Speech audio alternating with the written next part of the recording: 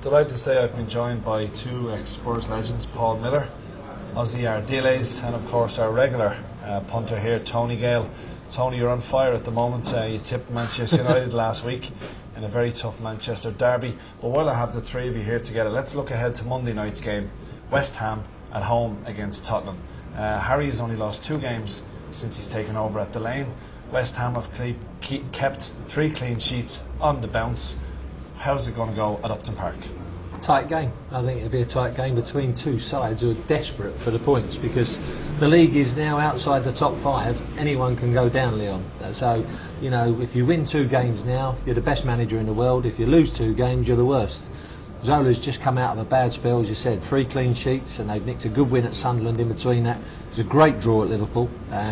Now really they have to consolidate with that, because they've got some tough games coming up against Chelsea and Villa, and they have to go for the win against Spurs in my eyes. That's why I think West Ham might nick it, and Spurs have just had a few fixtures lately which might start the backlog on them, I hope.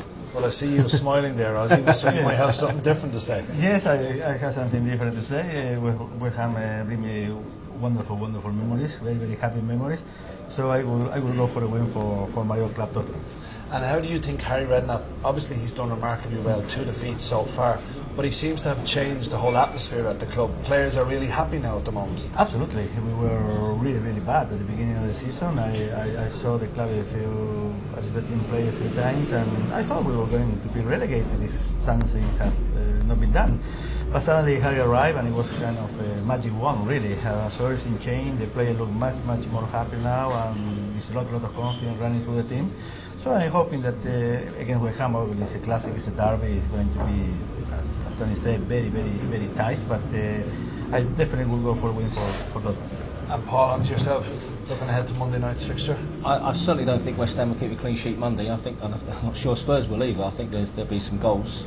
I think it'll be tight. Obviously, my heart's saying a win for Spurs. I actually fancy it'll be a draw. I fancy a score draw. A score draw. There we go. Let's sort that out. Yeah, One of us will be right. He's going to be right. And overall, obviously, back into the semi-final of the Carling Cup.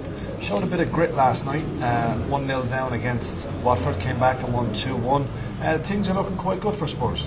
Yeah, I think they were comfortable last night, and I mean, Watford was a good draw. I mean, obviously Spurs probably had more supporters there than Watford.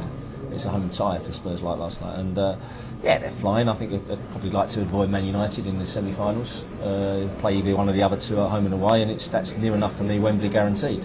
It's their best chance of winning the trophy without doubt this year, and they're getting to Europe again. As Tony said earlier, there's after the top 5. Any one of them could go down or could finish 6. Any one of them. I don't think anyone would have a big bet. The Spurs certainly could finish 6 if they put a run together. They'll be one of the few clubs buying in the transfer window. 2 or 3 players, which they do need, strengthen, and they've got a chance. And then we're going to have a look at the weekend's fixtures, Tony. Some very appetising fixtures to look at, but what's your bet of the weekend? Well, I'm going to go for a little bit of a shock one. I'm going to go for Blackburn to nick a point against Liverpool.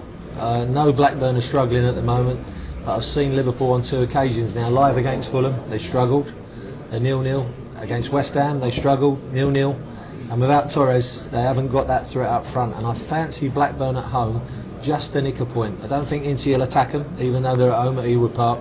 Don't think he'll attack them. They'll just sit behind the ball, make it difficult for Liverpool again. So I'll go for Blackburn to nick a point. I don't know what the odds are. That's 13-5, Tony, for the draw at Ewood Park. And Ewood Park hasn't been very favourable to Liverpool over the years, in fairness. A couple of very bad injuries there a couple of seasons ago, and not being a ground where they've been favourable in getting 3 points. Ossie, onto yourself, your bet of the weekend? Yes, my bet will be West Brom at home.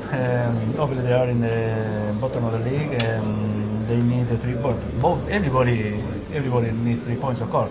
But I believe that West Brom needs the 3 points more than anybody else, so I will go for that. So West Brom to beat Portsmouth 9-5, even though Tony Adams is unbeaten in 4 in the league. They've won 2 and drawn 2 under Adams in the last 4 games. Yeah, that's right. But when you bet, really, you don't bet so much. I am kind of a thinking man, but when you bet, you don't think too much, and you go a little bit more with your heart. With the heart. So West Brom at home for 3 points at 9-5. And finally, Paul, for yourself? I'm going to go for Fulham against Manchester City. Manchester City had a European game last night. Fulham had a clear week. Fulham have got an excellent home record this season. Got a top manager. Hudson, and they're flying at the minute, and I think I fancy them to get a win and help themselves out of trouble even more, because they're going to need the points this side of Christmas. Well, it's the first game up, Paul, on Saturday. Is live, of course, on Sky. 6-4 Fulham for the home win. Myself, I think the home banker of the weekend is going to be Newcastle at home, 5-4 on. They should certainly get the 3 points. All that's left to do is to thank Tony, Ossie and Paul for your company. Thanks very much.